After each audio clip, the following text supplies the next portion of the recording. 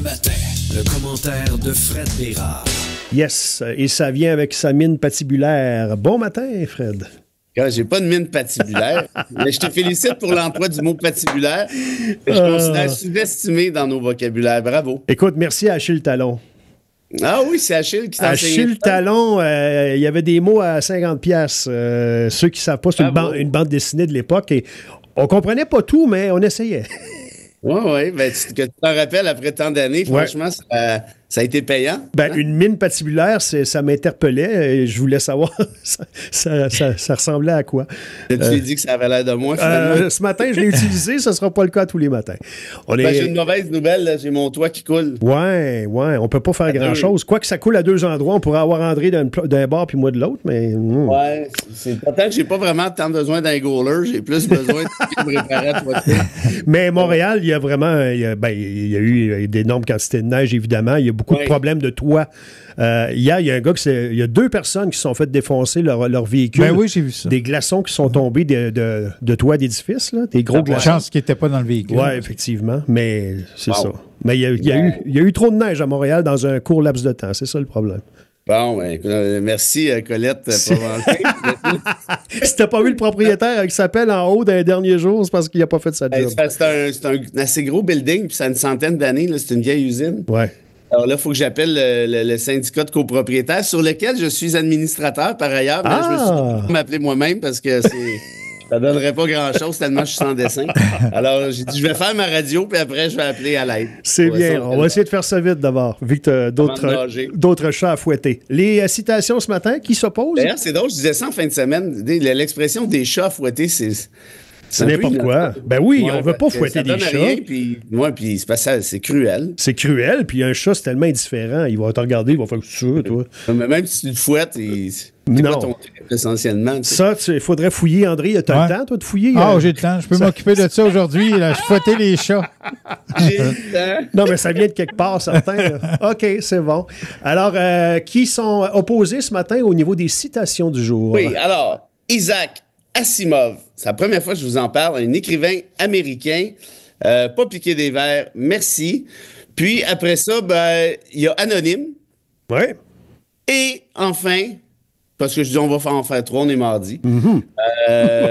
Spécial du mardi. C'est n'importe quoi. Le spécial du mardi. 3 pour 1. Et voilà. Alors, donc, Asimov, Anonyme, Einstein. Alors, Asimov, un Américain qui a un nom de russe. Anonyme. Ouais, il s'appelle Isaac, fait que très clairement, il était de confession juive. Il y a beaucoup de Russes juifs qui ont fui, justement, la Russie, lui, au début du 20e siècle. Fait que ça devait cadrer avec le reste. Là. J'ai vu je sors du sujet un petit peu, on y reviendra, mais la concentration de juifs au monde, c'est aux États-Unis qui en a le plus. Oui, mais c'est là que la plupart ont fui. Oui. Sur les bateaux, là. Hors de poignée. Je vous parle souvent d'Anna Arendt qui a fui l'Allemagne alors qu'elle était universitaire là-bas. Ça a été une des plus belles têtes que les États-Unis, que le monde n'a jamais eu, là, notamment.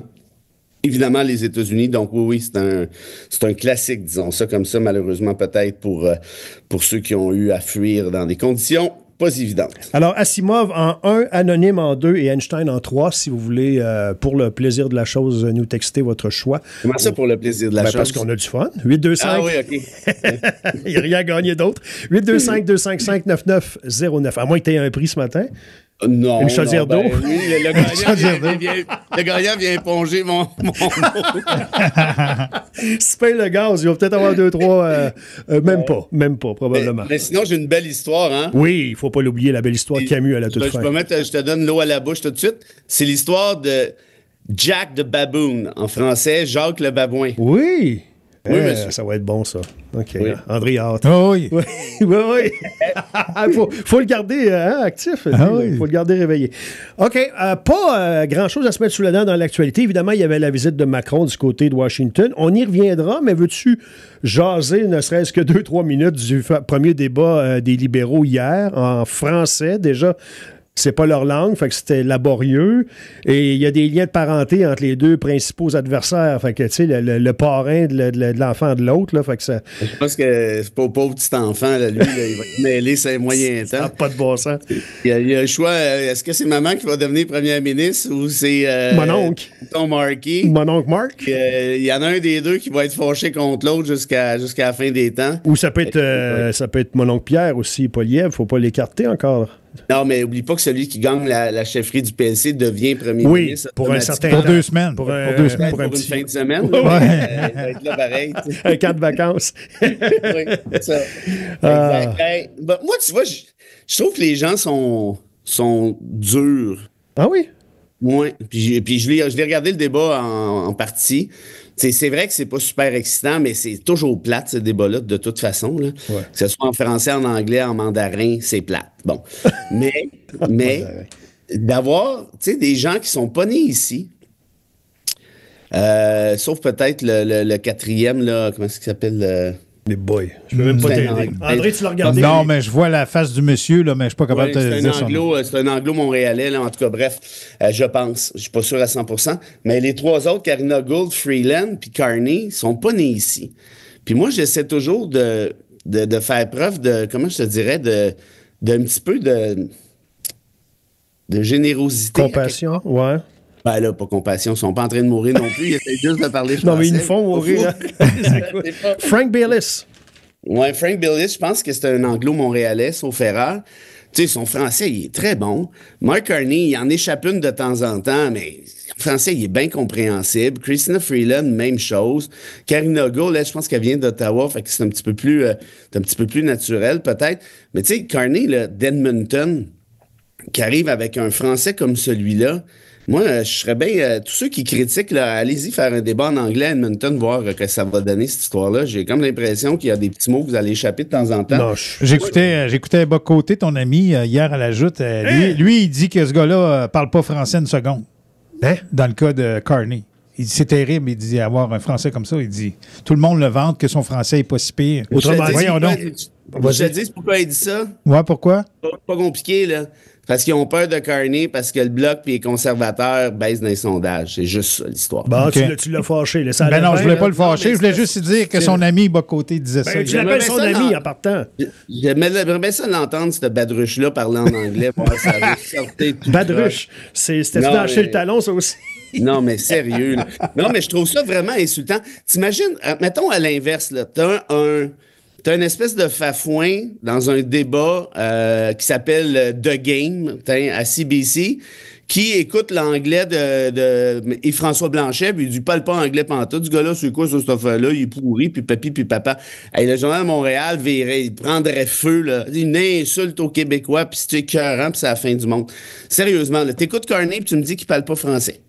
Franchement. Comme si c'était tout lu ce qu'il dit. C'est comme s'il était probable en tout cas, il dit que une conversation. Il comprend pas que les gens disent tu sais, de vanter, ne serait-ce que ce gars-là, il a ce qu'il faut pour être premier ministre. Ben, c'est tout à ton honneur, Fred. T'es encore à l'opposé dans les idées de ton ami, comme l'appelle André. Ça va me faire plaisir. Si vous voulez savoir ce que je pense dans la vie, regardez Boc Côté et dites-vous que c'est le contraire.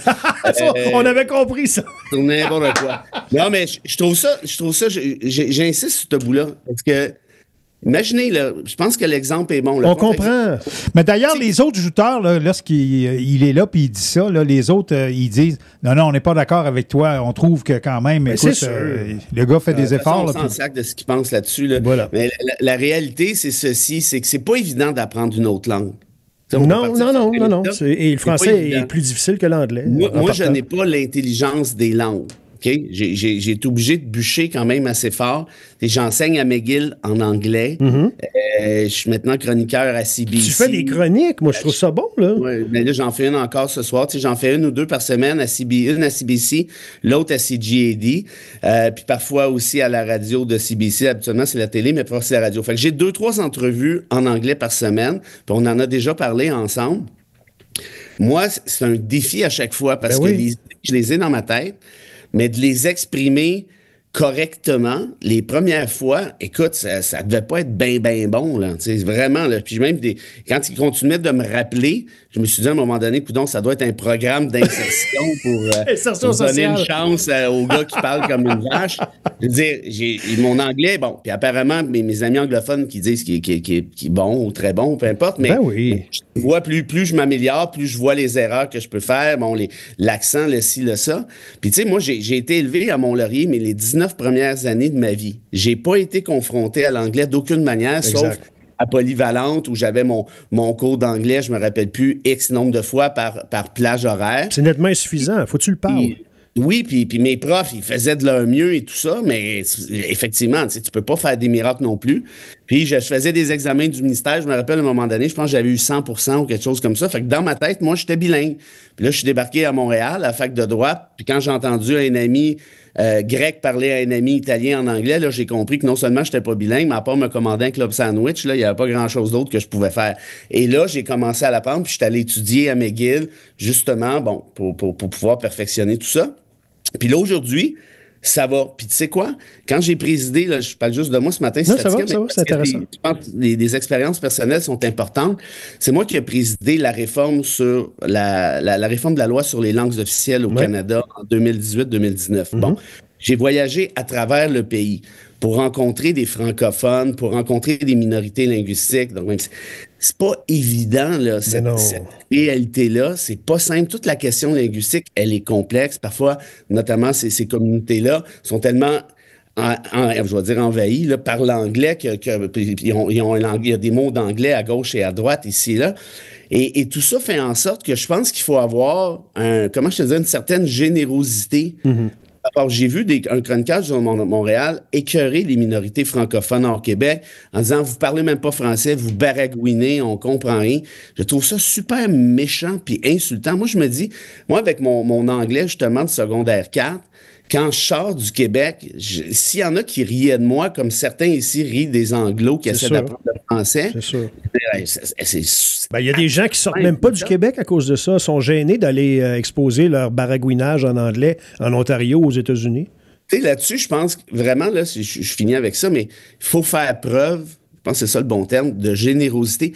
Le gars, la fille, elle se casse le dos pour essayer de se faire comprendre dans ta langue. Fait qu'évidemment que ça sera pas... Là, tu vas me dire, ouais, mais c'est pas pareil, Carney veut devenir premier ministre. Je comprends que nécessairement que la barre doit être plus élevée versus Monsieur X là, qui s'en va se commander justement... Qui s'en va à Ouazagabi. Mais t'as raison, on comprend très bien ce qu'il veut dire. Là. Je veux dire, je l'écoutais hier, puis je comprenais très bien. Là. Je peux pas dire quoi que ce soit sur parce qu'on n'arrête pas de chialer que ils nous méprisent, ils veulent pas apprendre notre langue, ils veulent pas s'intégrer. Là, t'en as qui font plus que des efforts, sont capables de faire un débat en français. Puis là, tu vas les écœurer comme cette espèce de baudruche de bas côté-là, parce que là, il a échappé un mot, puis il a mélangé un « elle » avec un « lui ». Sérieusement, là, c'est quoi ça, cette affaire-là? Tu peux pas faire ça, c'est méchant, c'est juste ça que c'est. Moi, je dirais plutôt, regarde, on leur tend la main, mais par exemple, quand tu entendais Bob Gainey parler français, c'était pas parfait. Mais non. C'était fantastique de l'entendre parler français. Fantastique, c'est pas le mot, là, mais... Non, mais sérieusement, je veux dire, le gars, il a été élevé dans une espèce de, je pense, au nord ou même au sud de l'Ontario. Il parlait pas français, il l'a appris à Montréal. Ken Dryden, Larry Robinson lui venait d'Ottawa, fait que c'était autre chose. Mais les gars, dans ce temps-là, apprenaient le français. Puis évidemment que c'est pas parfait. Ils vont en échapper une, comme moi, j'en échappe une en anglais. Mais pis ça, on veut pas ça. Tu sais, quand les frères Stachny sont débarqués à Québec, ils parlaient pas un maudit mot français. Ça devait être difficile pour eux, là. Ils n'ont pas été... Attends une minute, là, tu passes du tchèque au français. Nous, on avait la télé, on avait la musique, tu sais, au moins, quand on était jeunes. Et ça fait sympathique aussi. Moi, je trouve ça. Ben oui, c'est sexy. C'est sexy. Ça, je vais te laisser ça, mais pour le reste, je pense qu'il faut, justement, ils apprennent notre langue. Bravo. Particulièrement, là, je pense aux joueurs de hockey. On sait, tu sais, Nick Suzuki, là, je sais même pas s'il est capable de dire bonjour puis merci. Non. Versus le Canadien des autres années, je sais pas. Depuis Sakou Koivu, il y a vraiment une acceptation de il parlera pas français, puis garde. Ouais, on n'en parle plus. Puis à quelque part, je comprends, puis à quelque part, je trouve que c'est dommage. Ben oui. Parce qu'on est un des peuples francophones les plus importants mathématiquement au monde. Le Canadien, c'est une institution. On te demande pas de réciter Baudelaire à l'envers. Mais une couple de mots ici. Une couple de phrases de temps en temps, comme Piqué. Piqué, il glisse toujours une phrase de temps en temps. Je veux dire... Un merci beaucoup quand tu as eu une étoile, là. Juste ça, les gens, ils trippent, là. Ouais. Ben, c'est ça. Macron, il s'est pas cassé le moine hier. Tout était traduit. Donc, lui parlait en français à Washington. Donc, j'ai un autre exemple, tu le veux-tu? Oui, bien sûr. Quand j'ai fait ma maîtrise à McGill, mon directeur, c'était Chris Manfredi, un gars de Calgary. OK? Ouais. Puis il parlait toujours en anglais, puis bon, ça donne bien. J'étais allé à McGill pour apprendre l'anglais. Et à un moment donné, il corrige mon mémoire. À McGill, tu peux faire ton mémoire, ta thèse, en français. Puis je l'avais fait en français. Puis Samy, il me dit en anglais, ça te dérange si je corrige? Je dis non. Fait que là, il s'est mis à corriger un terme en français que j'avais employé. Puis je me dis, OK, comment ça qu'il sait ça, lui? Et 10 ans, 15 ans, 20 ans plus tard, même plus, ouais, c'est ça. Non, 15-20 ans plus tard, ce gars-là a siégé sur mon jury de doctorat à l'Université de Montréal. Et là, j'avais dit à mon directeur de doctorat, j'ai dit, on peut inviter Manfredi, tu vas voir, c'est une bonne tête, puis il le connaissait, oui, c'est une super tête, blablabla. J'ai un enjeu, par exemple, je suis pas sûr qu'il parle français correctement, je suis pas sûr qu'il va comprendre, puis on l'a envoyé quand même, puis il a accepté tout de suite. Puis au jury, c'est à son tour de parler. Il se met à parler, mais je veux dire... Pas parfaitement, mais avec un français genre « wow ». T'aurais pas douté de ça, là. Non, puis à la fin, je dis « Quand est-ce que t'as appris français? » Quand est-ce que t'as appris de français? Ben, il dit « Je parle français, mais je suis trop gêné, j'ai peur de me faire éclairer. » C'est ça. Fait qu'on est-tu plus avancé? C'est ça, exactement. Non, ben bon exemple, exactement. Je reviens à Macron, on va terminer là-dessus. Visite éclair, mais nécessaire hier. Je l'ai trouvé bon, Macron, hier. J'ai trouvé, bon, il y avait beaucoup d'hypocrisie, là, les deux, surtout Macron, là, en béret épais quand il parlait de sa bonne entente avec Trump et tout ça, mais il a réussi à passer une coupe d'affaires. Puis Trump était obligé de mettre ses oreillettes quand Macron parlait, parce que c'était carrément toujours dans sa langue, en français. À un moment donné, il l'a repris en anglais. Je sais pas si tu as vu ce bout-là. Non. Trump est venu, il s'est avancé sur les armements et l'argent qu'on envoie en Ukraine. Il dit, les Européens, eux autres, ils envoient ça sans garantie, tout ça. Puis là, tout. Il l'a repris. Et là, Trump, il a fait, ouais, c'est ça, ouais. Mais tu vois, il a avancé un paquet de mensonges et Macron s'est permis de le reprendre. Il y a aussi les poignées de main. Je sais pas si vous êtes attentif à ça. Mm-hmm. Trump essaie toujours d'arracher le bras de la personne à qui il serre la main pour montrer sa puissance. Et Macron te la regardait dans les yeux puis serrait lui aussi. C'était assez particulier. Moi, ça a fini en bras de fer. Ça a fini dans le bain en train de... dans le banc de neige. Il a donné un lavage à Trump. Mais, tu sais, c'est là qu'on voit... La diplomatie est importante. Tu le dis souvent, Fred, ces échanges diplomatiques-là sont importants. Il y a beaucoup d'hypocrisie là-dedans, mais... il y a surtout d'hypocrisie. Mais l'important, c'est de réussir à passer ton message, de réussir à marquer des points. C'est... Moi, ce que je retiens de cette rencontre-là, c'est que là, Trump réalise... J'espère, en tout cas, que je ne me trompe pas en disant ça, ça serait bien, là. Il réalise qu'il a peut-être besoin de l'Europe à quelque part. Ouais. Parce que, tu sais, en Europe, il n'y a pas 50 pays qui l'intéressent, là. Il y a la France, l'Allemagne puis le Royaume-Uni. Ça. Le reste, l'Italie est déjà avec lui. La Hongrie d'Orban déjà avec lui. Les petits pays limitrophes aussi, essentiellement. Mais les trois puissances, donc l'Allemagne, c'est la troisième économie mondiale. C'est gros. Oh, oui, c'est riche, l'Allemagne. Il y a du cash. Le Royaume-Uni, ça a toujours été une puissance militaire, ça l'est moins, mais quand même.